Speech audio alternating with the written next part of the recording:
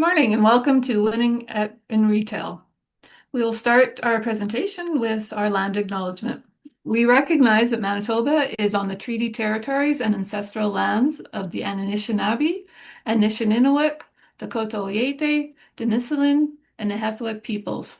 We acknowledge Manitoba is located on the homeland of the Red River Métis. We acknowledge northern Manitoba includes lands that were and are part of the ancestral lands of the Inuit. We respect the spirit and intent of treaties and treaty making and remain committed to working in partnership with First Nations, Inuit, and Métis people in the spirit of truth, reconciliation, and collaboration. This morning we have Carly Minish-Whitnick with us.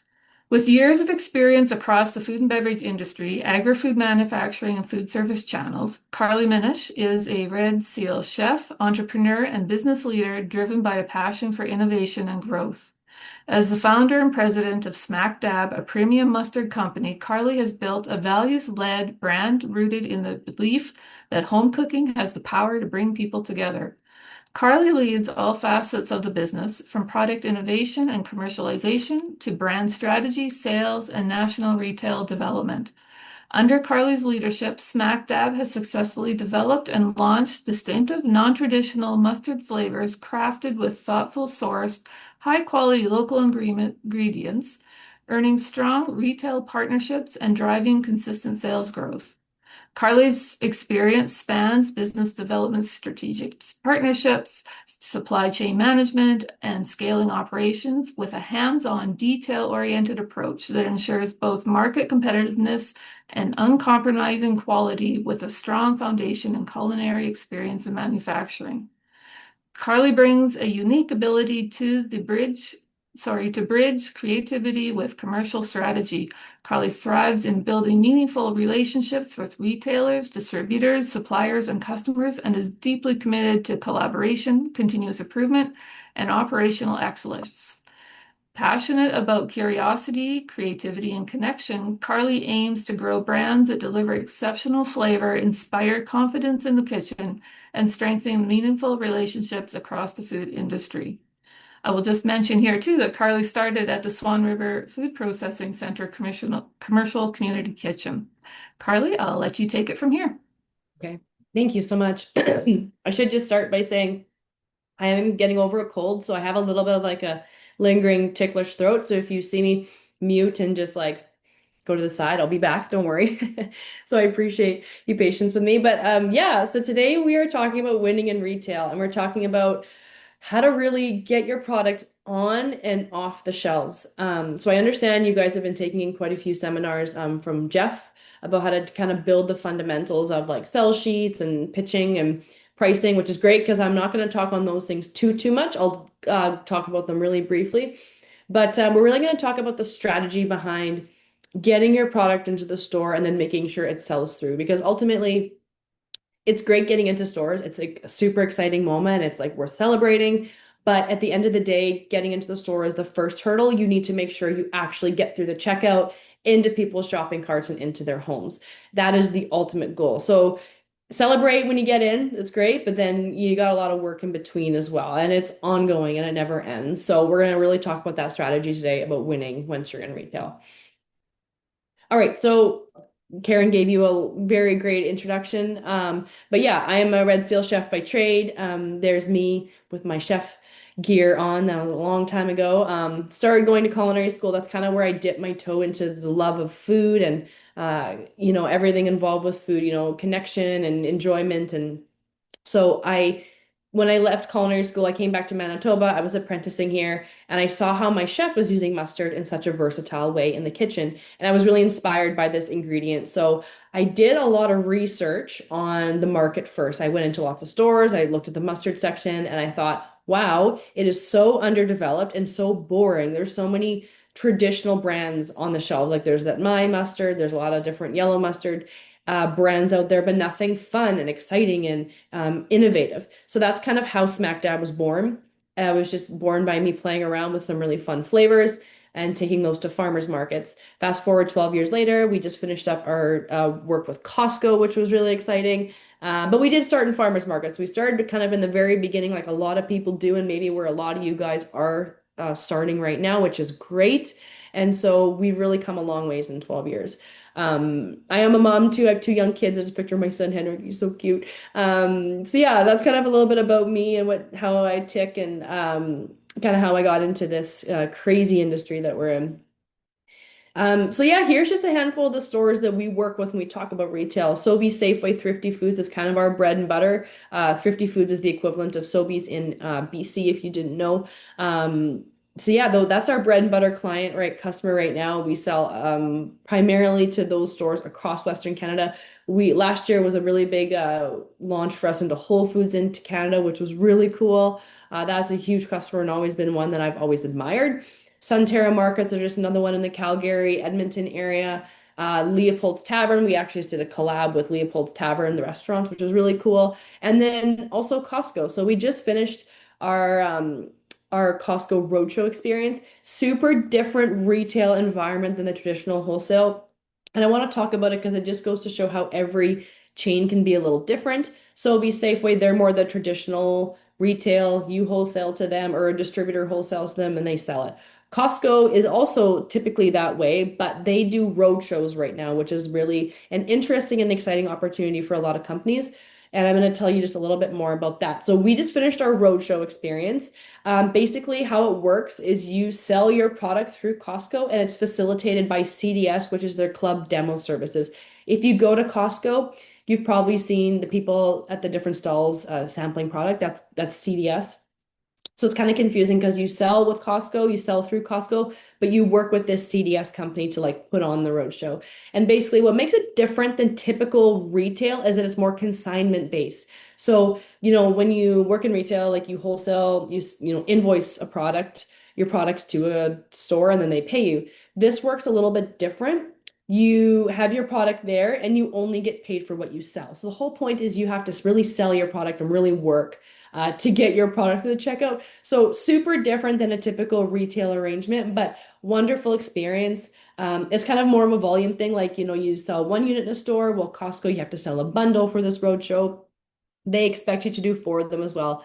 And the best thing about it is that it's incredible exposure. And the reason I'm talking about it today is because they are doing a huge push across Canada. You'll probably notice if you guys are Costco shoppers, whenever you go in there, they do have a roadshow going on, whether they're sampling, they're doing a lot of pierogies. They do all sorts of food items. There's a big array. They do like mini donuts. But anyways, it's a really interesting opportunity, and it's one that we're super proud of that we just wrapped up. And incredibly challenging as well. It was a very capital heavy opportunity. There was lots of costs. It was like in that way, it is high. It is a higher risk endeavor. So not meant for everyone. And consignment can be tough because you don't get paid up front. You have to wait, excuse me, 15 days to get 15 business days to get paid. And the big thing with Costco is you need to have really high food safety certification. But all in all, really cool experience. Some of you one day or very soon might be reached out to do a roadshow because they are doing a huge push with local companies across the country. So if anyone ever ever has somebody reach out, I'm happy to help them with the process or hear about it. But really interesting opportunity, but very different from typical retail. So like I said, you got typical wholesale arrangement, and then Costco's more of a consignment. The road shows are more of a consignment, but very interesting and very cool opportunity. Yeah, here's a couple photos. But anyways, we're diving back into retail. So we're talking about getting on and off the grocery shelves. And the good news is, I always like to say, is that I truly believe that every business can thrive in retail. You don't have to feel worried or concerned if you're kind of creating a category, if you're something new and very innovative. In fact, that's like a good thing. If you can create a category around your product and drive sales to something new, that's a good thing. For example, I have a few companies here that I think are doing that or have done that. Smart Sweets is a company based out of Vancouver. Very low sugar candy, delicious. I'm a huge fan. They really started that category for like very low sugar sweets that people can enjoy. The name kind of says it all as well. Drizzle Honey, a friend of mine out of Calgary, like superfood flavored honeys, which are really, really awesome. And yeah, again, she kind of created a category that wasn't there for honeys that were flavored. And then you have this company, Graza, which awesome company out of the States, olive oil in a squeezable bottle. as you know, you go to a category and all the olive oils are in like glass bottles, super traditional. They were like the most non-traditional version of olive oil in like a really fun and playful way, and just absolutely killing it in the marketplace. And lastly, we have this company Fishwife, kind of fun, zhuzhy tinned fish, which we all know is not sexy and not new. Tinned fish has been on the market forever, but they're making it fun and attainable and something that people want to bring to like a charcuterie party or something like that. So if you were thinking like, oh, my product is like, not innovative enough, or it is, kind of new in the category, there is something for everybody. And I truly feel like anyone can thrive in retail. You just need to have a proper strategy. So a lot of you probably right now are in farmers markets, which is great. I always say farmers markets are a wonderful place to start to really get your feet wet, to get kind of your product out there. But once you get into retail, you really need to have a bit of a strategy. You can't just go in blind and, throw your product on the shelf and say, yeah, I made it. It's so not the case. There's a lot of work, like I said earlier, that needs to happen as soon as you get into that store. And we're going to really break it down today. So a plan is really important, a strategy is really important, and we're going to dive in. So let's just talk about, first of all, the pros and cons of selling to into retail, because it's not actually meant for everyone. So the pros are, obviously, you have more locations to sell. It gets your product in more on more eyeballs in more places. More opportunities can often come with more stores. You get into more stores, people might see you. It's just better exposure to more customers, more people seeing you than, at your farmer's market stall on the weekend or wherever you might typically sell. Typically, getting into stores is that first step in growth. Typically, companies that do grow big and, larger and larger, you do have to get into retail. So retail is kind of that first step in the right direction to growing your company and growing revenue. And the last thing, and what I love most about retail, is it generates sales without your presence. So as you guys know, when you're at a farmer's market, you got to be there in order to make money. But stores are different. That store, that shelf sells for you when you're not there. So it is great in a lot of ways, because let's be honest, not all of us want to be at farmers markets or craft shows for the rest of our life. That we did them for years and years and years. They're a lot of work, and they can be expensive, and there's travel, and there's a lot to it, where stores are open, and customers know they can go and grab your product. So it's something that, it's a nice place for your product to live, so you don't always have to be present for your customers. But where there are pros, there are also cons to retail. So the biggest one I would say is that you make less margin, meaning you make less money. You have to sell it, and then the store has to sell it to the customer. So you're going to make a little bit less margin, but at the same time, the volume is still there because you're selling, a few cases to them at a time. There is more to manage, and we're going to go through what there is to manage, but it's not just as simple as you dropping it off in the door and waving goodbye. You have to make sure that product actually goes through the checkout with that customer. So, and you have to, make sure that things are running smoothly on the store's end. It's not as simple as some people maybe think it is. There's just a bit more to it. It can be expensive. So depending on the store and depending on the chain, there might be listing fees. Some stores might require you to do promos, meaning you might need to do, a quarterly sale. And we're going to talk more about that in a bit, but where you offer like a certain percentage off a case to get into their local flyer, or just something they have going on in the stores. So there is that cost as well. Delivery and shipping costs, there's always those too. And you obviously want to make sure you're not delivering one case of product to the store. We probably want to set a minimum order of like 4 or 5 cases to make that delivery cost a little bit more worthwhile, but something to keep in mind. There is more liability. So when you are exposed to more people, you have to have liability. So liability insurance is a huge one. You want to make sure that you have a robust coverage. I think nowadays they recommend 2 million as like a minimum. I know it sounds like a lot, but you just never know. Liability is a big one. So you think you're just being exposed to so much more risk the more stores you're in. So something to really consider as well. Increased food safety. So when you're at farmers markets or you're not sold in stores, you can get away with working in a commercial kitchen, having certain thresholds of food safety. But when you go into stores, you really want to be mindful, and also just for your own risk as well. So really be cautious of your food safety and really bump that up. I would say that's a huge priority. Excuse me. When you get into stores, and making sure you have your GMP program or your not necessarily HACCP for a lot of the smaller stores, although it is required for, Sobeys and Safeway, but definitely have those food safety plans in place for when you are ready to launch in stores. And also, the one thing I always recommend when you are getting into stores is you want to have a proof of your concept. Like, make sure that you have proof that your product is viable in the marketplace. Like, people are buying it and people want it. And you do that by the farmers market. So if you're having a very successful farmers market season and where people are really coming back to repeat purchase your product, you have a proof of your concept is viable and proof that your concept is what people are wanting. If you're finding that you're not getting that, stores are going to be tricky for you. Or if you don't have that farmers market background, you can still go into stores, but it is trickier. And we'll talk about it in a bit. It is trickier to really see success without any sort of backing or any sort of history. So proof of concept is nice to have so that you have something, something worth putting into stores. And lastly is the due diligence of your shelf life testing and CFIA compliant labeling. You guys apparently have heard all about this, which is great. Super important to have your labeling up to par with Canadian standards. And that is something you can work with a label consultant to do that, but really important as well. And again, different from farmers markets, you can kind of get away with the bare minimum there, but stores are very different. Okay, so let's break down my recipe for winning in retail. So we're going to talk about all four of these today. We're going to talk about the packaging and your shelf presence. So what does your product look like in the store? How does it look on the shelf and what's happening there?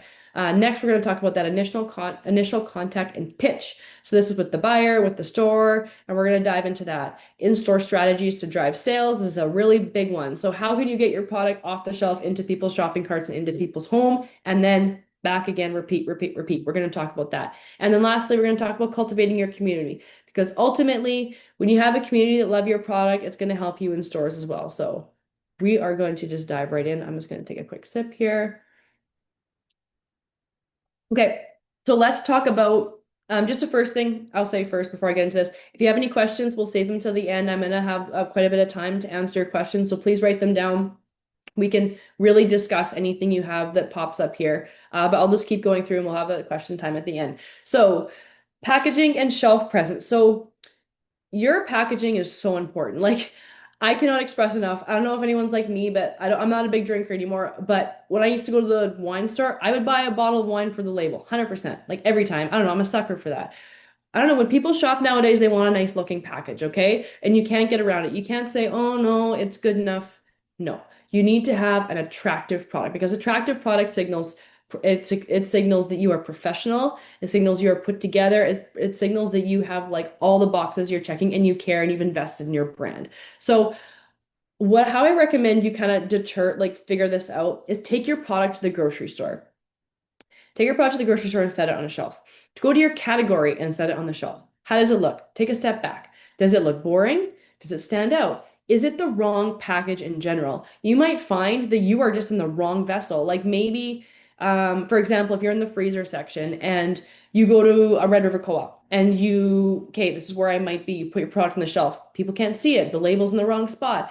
People's eyes won't be able to see what the product is. That's why it's really important to go visit a store, take your product there and set it on the shelf. Like, is it the wrong package? Is it not visible? Is the writing too small? Does it just look boring? It's really important to do this research first. And also go to the stores and check out just your category in general. So go see where your product might be listed. So maybe you're going to be in the deli, maybe you are going to be in the freezer section or the refrigerated section or just somewhere in the grocery. Make sure you do an insane amount of research on your category before you go into retail. So really vet that process. And also, when you get to those stores, take a look at your competition. What are they priced at? How do they look on the shelf? Like, are they dusty? Or how do they, like, are they looking like they're turning over? Research on your category in the store is insanely important. So please remember that. And also go research the stores that you're thinking of, wanting your product into as well. Go see, who's shopping there. Is it a high-end store? Is it like kind of an everyday store for people?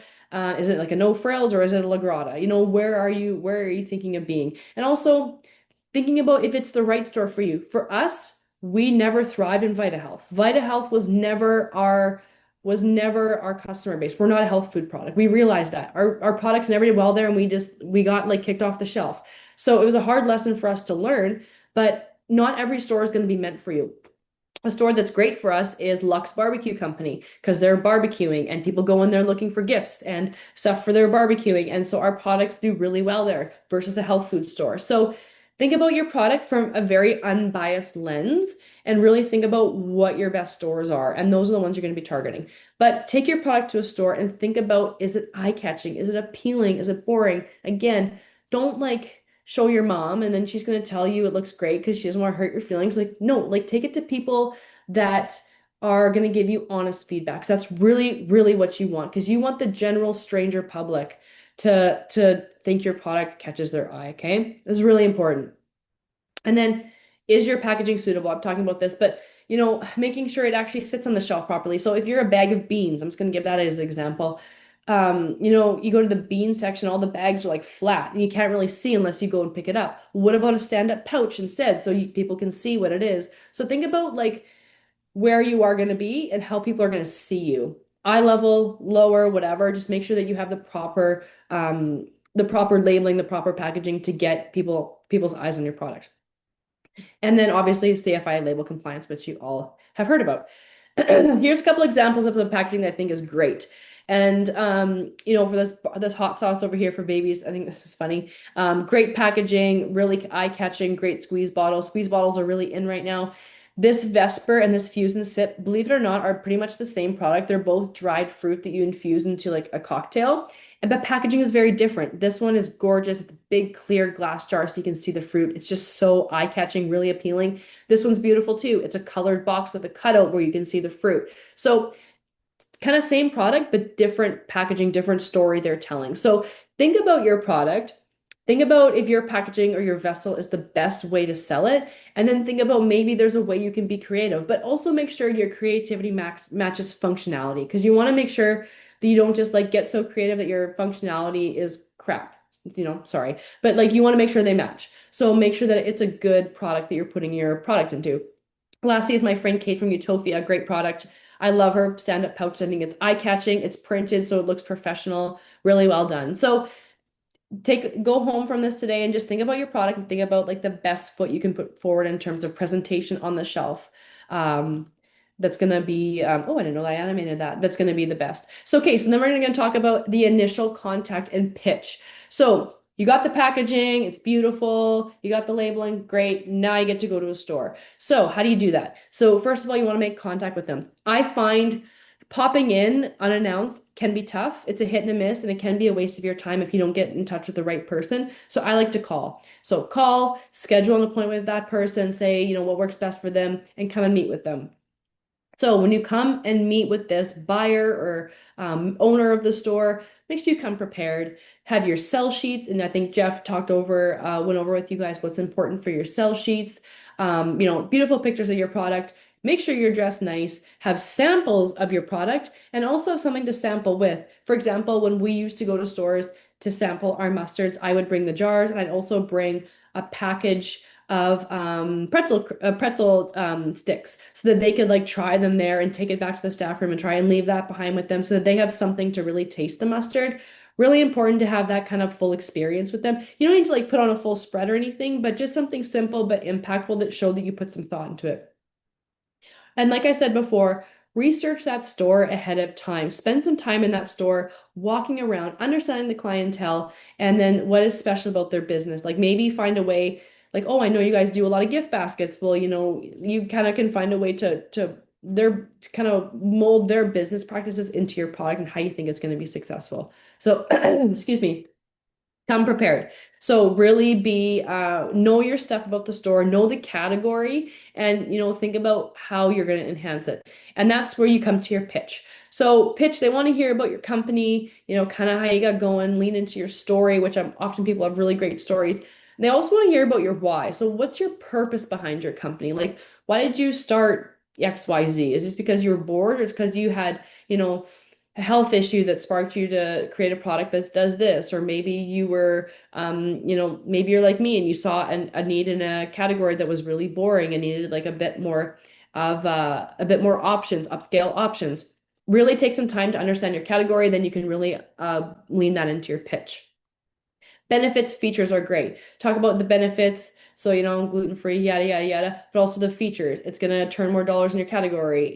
Does this, this, and this. Make sure that you know the difference between the benefits and features because there is a big difference. People care about the benefits, but they really care about the features and what it's gonna do for them.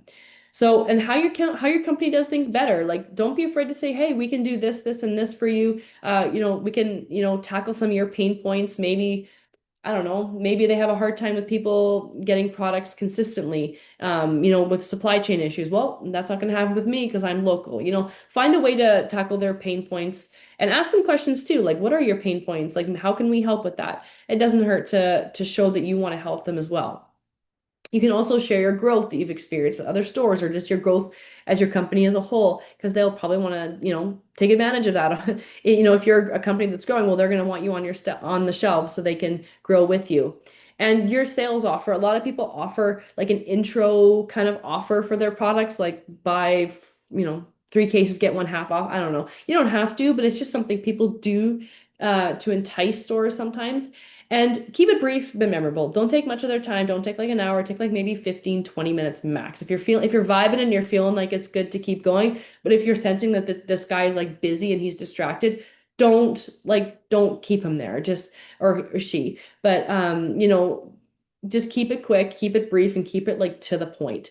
And the follow-up. It's very normal not to hear from somebody right away, 3 to 7 business days, then follow up with them until you really hear a hard no. A lot of places will, when you go to pitch them, will say, okay, I'll take 1 case of each. So I find when you do that, it doesn't hurt to have some with you in your vehicle and then just be able to write up an invoice for them right there or email one later.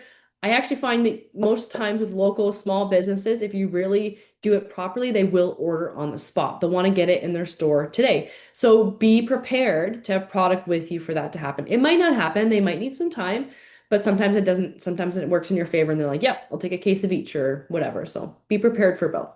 But so you've done your presentation, you have walked out the door, you followed up, and maybe you're still getting crickets. So here are a few prompts that you can kind of nudge them to kind of see if you can get them along. Sales report or a case study of the category to show maybe how it's growing, maybe how it's stagnant, and how you can help things. If you've launched a new flavor, a new innovation, maybe they'd be interested in that too. Maybe they're not crazy about what you have, but maybe the new launch is good for them. So it doesn't hurt to tell them about it. Maybe share with them an award or a recognition that you're proud of that you got recently. Maybe you come back and say, hey, you know what? We're offering a placement, a promo right now to our wholesale customers. If you'd like to take advantage for a bit of a discounted opportunity, there's that too. A business growth report, you can share that with them. An updated sell sheet, maybe you've made some changes, or maybe you've gone through a rebrand. Maybe it's been a while since you've talked to them and you've rebranded your product. Maybe it is the look of the product that they don't like. Asking for that feedback is helpful too, but share with them your rebrand, and maybe it kind of these little bits might help nudge them in the right direction. It doesn't hurt to kind of keep gently following up with them until you hear a hard no. But be respectful. Sometimes people just, it's just not for them. But if you've done your research, it's the right store for you, it's the right clientele, your product looks great, it checks all the boxes, you should be able to get some sort of reaction or action from them. So here, now we're going to talk about some strategies. This is a big one. So let's just say everything worked in your favor. You got your product on the shelf. Great. Awesome. Your work is not done. I hate to tell you, your work is really just getting going. So the most important order you get is the first one, that reorder. You want that reorder to come in quick. You want it to come in fast. You want it to come in a timely manner. You don't want them to order a year later. You want them to order, within a few weeks, depending on how, if your product is a highly consumable product or not, or like more of a grocery item. You want that reorder to come in fairly quick. So here are some strategies you can do to kind of help that along. And this is like the most underrated, but probably the most important one, is visiting that store often. A lot of times, especially if you don't work with a distributor, which I'm assuming everyone doesn't, you gotta check on it. I don't know how many times I had to go into stores in the very beginning where the shelf was just empty, my product was sold out, and they hadn't gotten around to call me yet, or they forgot my number somewhere, and they were just kind of waiting for me to come back to reorder. That happened more times than I can even count. So go back and visit within 2 weeks. Maybe you want to schedule a demo. Maybe they have something coming up. Ask if you can do a demo. Engage with staff. This is a very underrated one too. Leave some samples behind for them in the staff room. You know how like when you go play or to a restaurant and you ask like the server like, hey, like what do you recommend? What's your favorite dish? Believe it or not, when you go to a grocery store or any sort of small boutique store, they're going to recommend their favorite new products too. So if you leave some samples for them with some, pretzels or whatever you want to sample your product with, staff are going to try it. They're going to love it. And they're going to talk about it to the customers. Oh, have you tried this new product we got in? It's like XYZ. It's an aisle. It's so, so good. And that's really how you get things going too. So engaging with the staff, totally underrated, but very, very helpful. In certain cases, you can pass along some point of sale materials. So shelf talkers, table tents, recipe cards. A lot of times there isn't room for it, so you have to ask. Sometimes in like gift stores, like more niche boutique stores, there is some room for some signage and point of sale materials, but it's rare, but it doesn't hurt to ask. And it doesn't hurt to have some materials of these on hand. And it doesn't have to be anything crazy, but maybe little recipe cards or whatnot can be very helpful. And lastly, offering a special promo or pricing, especially during a demo. So typically how this works is, so if you sell your product to a store, wholesale price, that's great. But typically what they like to do is ask you for a certain percentage off per case. So anywhere from 10 to 15%, you would take it off the invoice per case.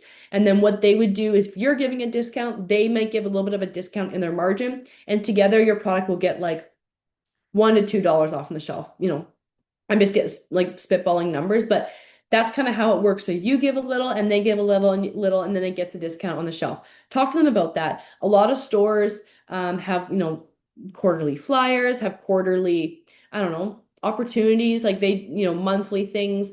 A lot of stores do that, especially co-ops. We do a ton of promos with the co-ops, and minimum every time we run one, a pallet of product extra goes out the door. It's crazy. So co-ops do a great job of it. They execute their local program really well. So just talk to your store. Say, hey, do you have any promo opportunities for us to be marked down on sale? And they might say yes or no. A lot of stores do it, so it's worth an ask. But yeah, generally how that works is you offer a percentage off like per case, and they offer a little bit of margin, and then it gets your product on sale.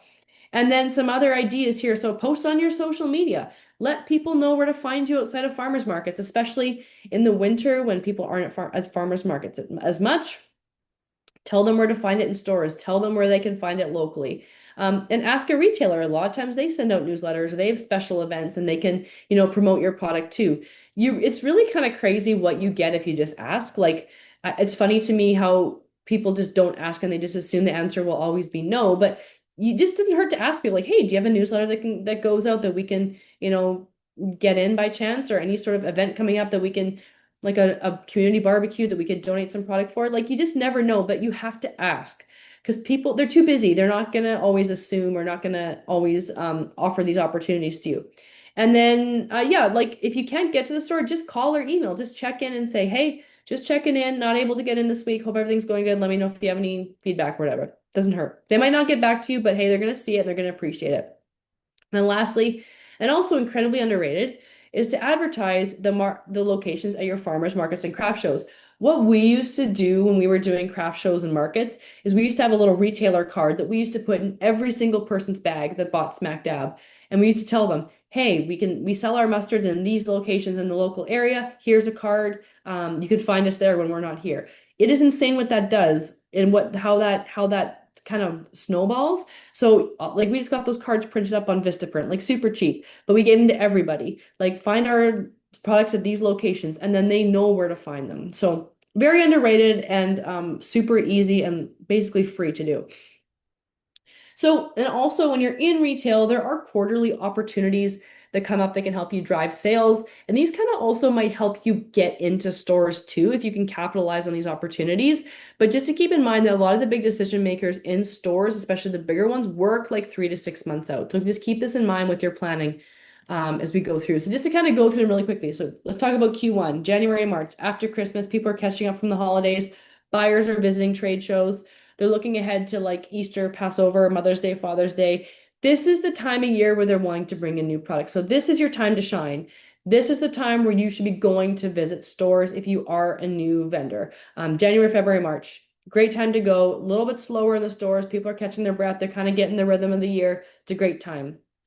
Also, maybe your Valentine's Day appropriate product that you can capitalize on. It doesn't hurt to mention that either.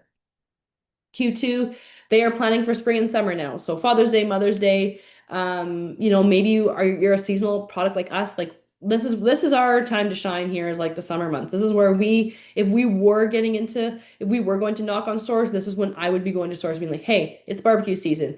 We've got these delicious mustards, and it is like a perfect window. So think about your product too and kind of your seasonality and how it's suitable and when you approach stores as well. So Q2, very much like getting into the summer kind of swing of things. Q3, believe it or not, they start to plan for winter and for Christmas. So they get ready for Q4. So a lot of people do pre-booking. So I just put an example up here of our packs. We used to get pre-books for these packs to ship out in like October, in like July or August. So it kind of allows us to also plan our inventory for the winter. So this is when they're starting to think about that. They're starting to think about winter and seasonal items, and a lot of them are starting to order like their Christmas stuff in like July. Like I remember talking to one of the DeLucas brothers, and he was ordering those Italian like pantonettes or pantones in like July or June for like shipping in the fall for Christmas. So people are really thinking about the holidays. So get your kind of seasonal items hashed out in these months. So you have to really be prepared. So if you have a seasonal flavor that you bring out in the fall, winter, pitch it in July to September. Okay. And they're also thinking of Thanksgiving too, so keep that in mind. Q4 is chaos. This is not the time to go see stores. Don't bother them. They will not appreciate it. So just you kind of missed your window, unfortunately, if you want to get into stores for this time. The only thing I would say is if you're in a store already and you're pitching them your seasonal product, then you can go approach them. But if you are like a new vendor trying to pitch to a store, this is not the time to do it. They are overwhelmed. They are keeping an eye on inventory. They're trying to keep their staff sane. And it's just not the time to add new products. And often, like Sobeys and Safeway, they do price freezes from like November till January because there's just enough going on. So stores are like, just heads down in these months. So it's not the time to go pitch your product. Only pitch your product if you are an existing vendor and you have a seasonal item. This is the only time. But I feel like you should have pitched that earlier. So try and think ahead of time. So yeah, that's quarterly. That's kind of opportunities that you can really capitalize on. If you want to get into the retail stores, think about how your product can suit those opportunities that are kind of spaced out throughout the year. Okay, so the last one here we're going to talk about is cultivating your community. So this is through your brand. So why is it important to build your brand and what is your why and why is it so important and social media for your businesses? So we're going to talk about this. This is a really important one because I think at the end of the day, your community and the people that love you and buy your product are so important. And this is really going to help you get through. I love this quote. So there's a book called This is Marketing by Seth Godin. It's a fabulous book. He is a marketing genius. And there's this quote that I wrote down when I read this book a few years ago, and I use it all the time because it's so brilliant. This is the quote. It says, the challenge for most people who seek to make an impact isn't winning over the mass market. It's the micro market. They bend themselves into pretzels trying to please the anonymous masses before they have 50 to 100 people who would miss them if they were gone. If you have 1,000 true super fans, you will make a living and also spread the word to others. So I think the moral of the story with that quote, and I think it's so true, is that you need to focus on your ideal customer and just dial in on them. And you hopefully know who your ideal customer is, like your ideal avatar. And don't worry about appealing to the masses. Like, don't be going to the Vitahealths and the No Frills if those aren't your stores. Like, stick to the niche stores if those are your stores. Stay in your lane and pick the market that's going to yield the best success for you. And you just want to build that community. He says 1,000 true fans. And I think that you just need to really cultivate that really true group of people that will miss you when you're gone, that really love your products and bring it to barbecues and bring it to gatherings and love to share it with other people. That's the kind of people you want buying your product. And that's your goal when you get into retail because it's going to help you be successful. So I already talked about it. You want to understand your ideal target customer. So that is the person, your customer avatar, the one that comes up to you at the farmer's market, loves your product, what's their demographic. That's kind of your ideal customer. And everyone's is going to be different, and that's okay. But just as long as you understand what yours is and then choosing your stores appropriately. So you want to cultivate a like-mind community. So you want people to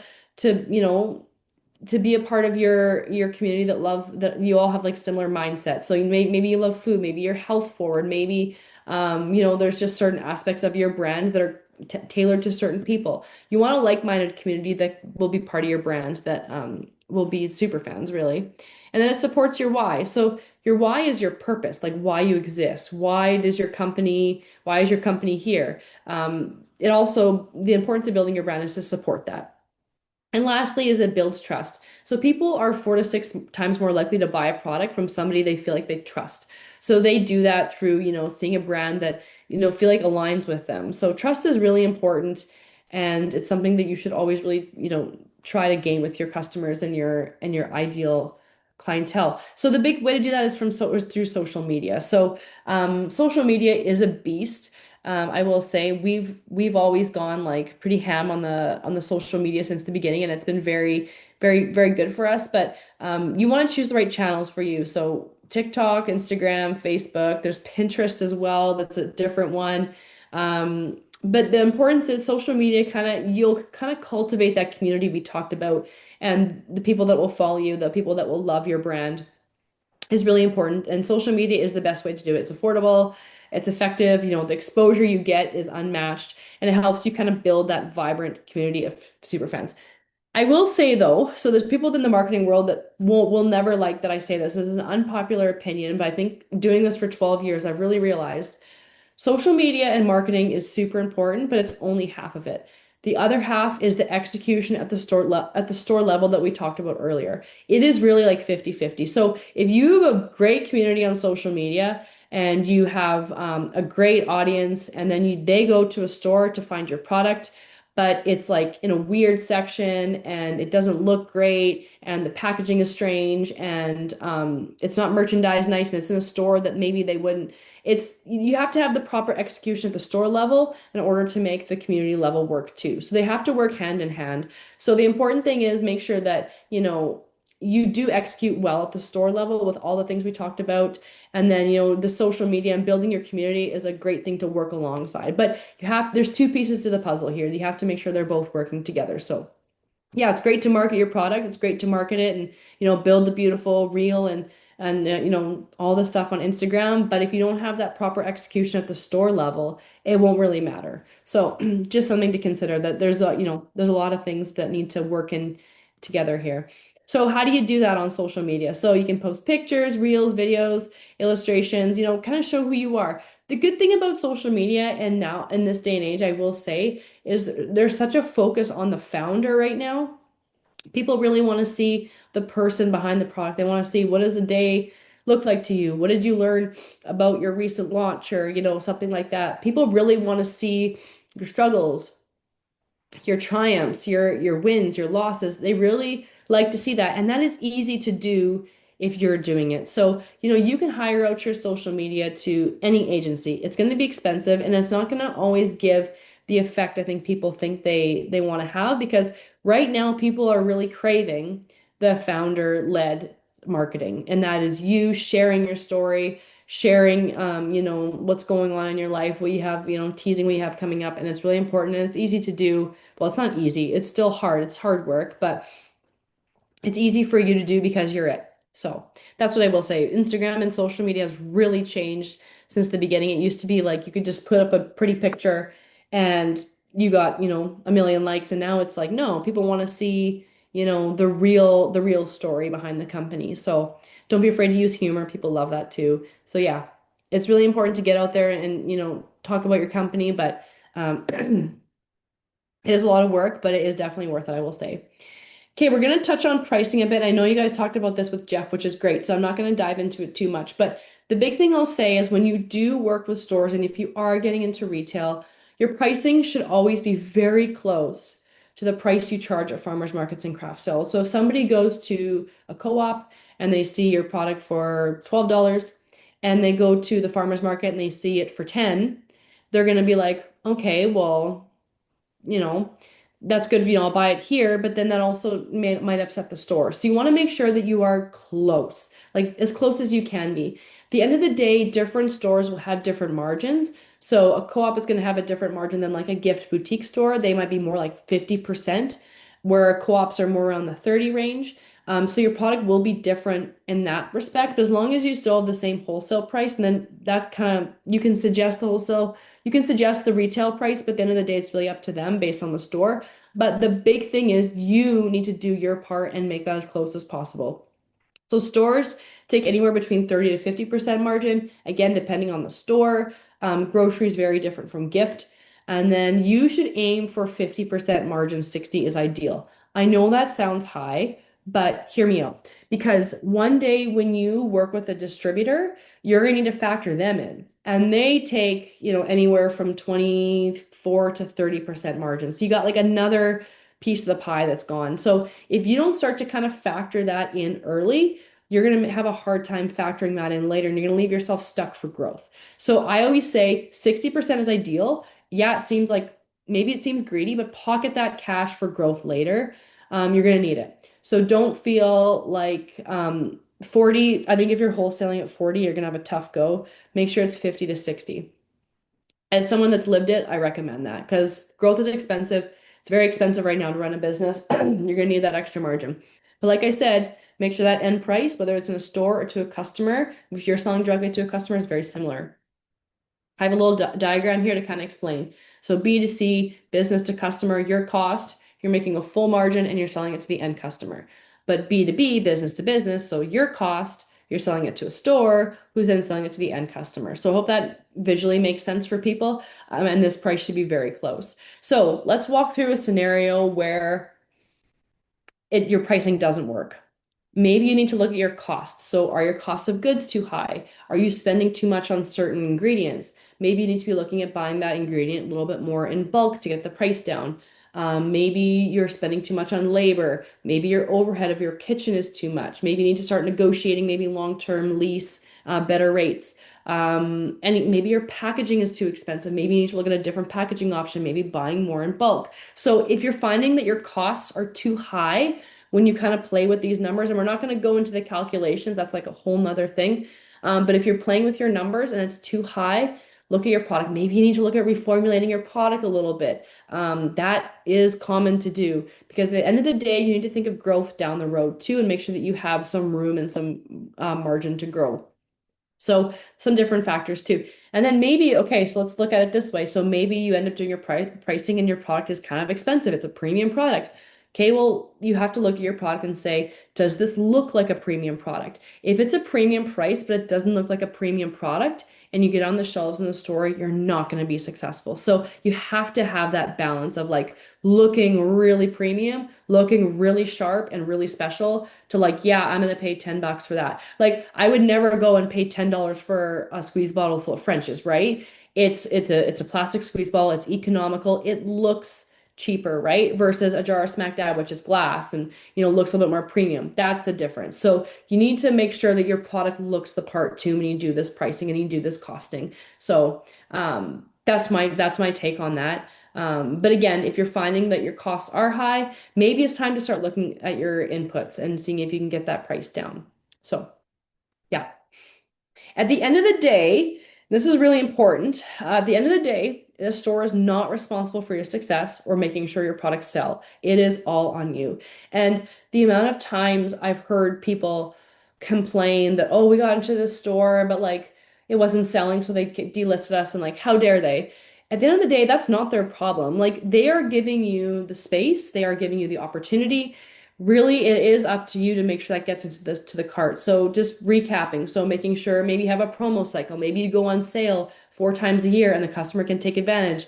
Making sure going to the store, making sure you're in the proper section. Does it look good? Is it maybe on the weird spot? Maybe you can ask them to move it into a better location. Is it dusty? Does it look bad? Do you have jars that are damaged? That's why it's important for you to go visit the store. Have you done a demo for their customers to try your product? Make sure, like I said, at the end of the day, They're doing you a favor by getting you on the shelves, okay? Let's be honest. They're doing you a favor. So you have to do your part and make sure it sells through. Sometimes, like I said, we didn't work out in Vitahealth. We're not in Vitahealth anymore. No problem. I learned that being in a health food store isn't right for us. But make sure if you've done your research properly, you get in the stores you should be, and then you make sure that they sell through. So that's really the end of the day. It's important to remember that it's really up to you to make sure that it is successful.